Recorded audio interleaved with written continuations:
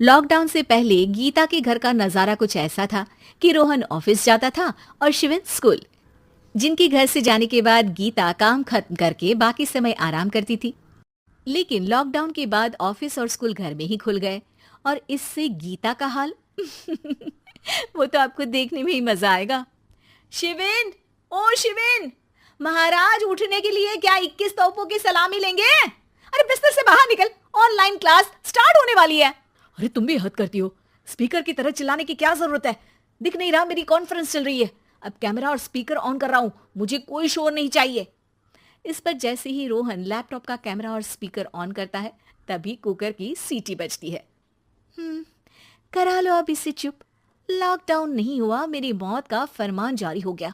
दोनों बाप बेटे ने नाक में दम किया हुआ है।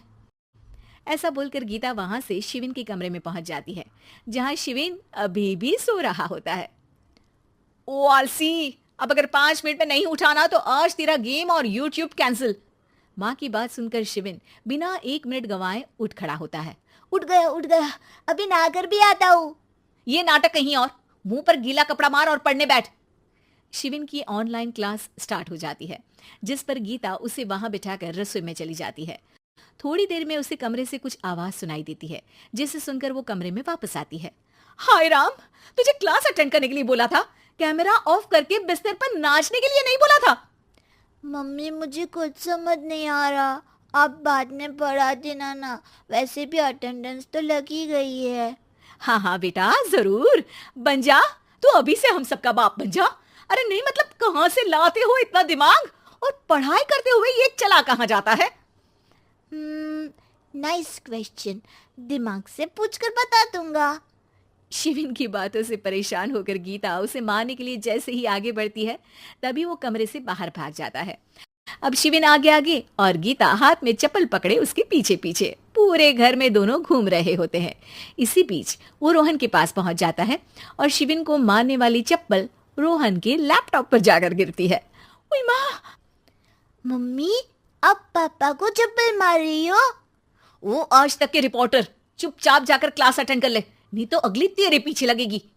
इस पर शिविन वहां से चला जाता है, जिसके बाद रोहन गीता से कहता है, इस सर्कस के लिए कुछ बोलना चाहोगी? अरे क्या करूं, जब से तुम दोनों घर में रहने लगे हो, घर अपने आप ही सर्कस बन गया है और मैं तुम्हारी नौकर। कभी बेटी को संभालो तो कभी बाप के नखरे उठाओ।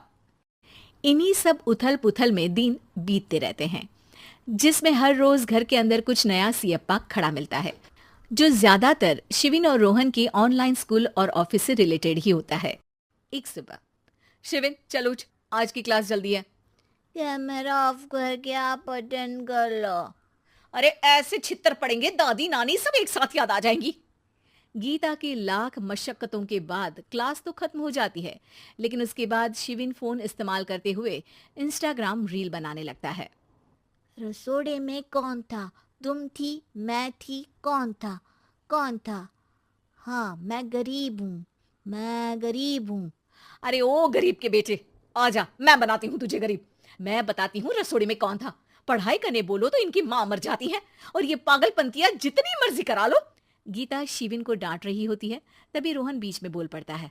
अरे बच्चा ही तो है, इतना गुस्सा क्यों कर रही हो?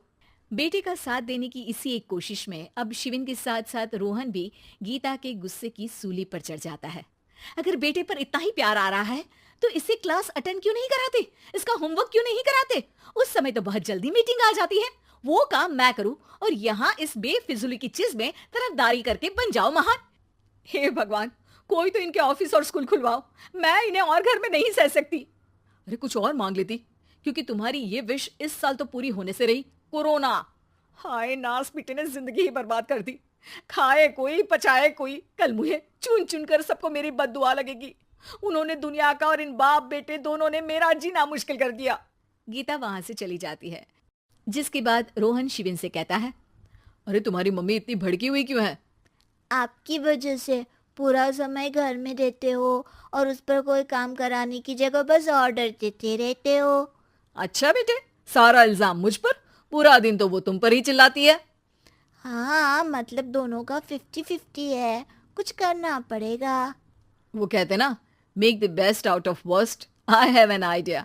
वैसे तुम्हारी माँ सही कहती है, बहुत जुबान चलाने लगे हो, कम बोला करो। अगली सुबह रोहन और शिविन अपनी गलती को सुधारने के लिए गीता के उठने से पहले घर का आधा काम खत्म कर देते हैं, जिसे देखकर गीता खुश हो जाती है और फिर बाकी बचा काम वो तीनों मिलकर पूरा कर लेते हैं। जिसके बाद अब वो सब मिल बांट कर हर काम में एक दूसरे की मदद करते हुए लॉकडाउन का मजा लेने लगते हैं।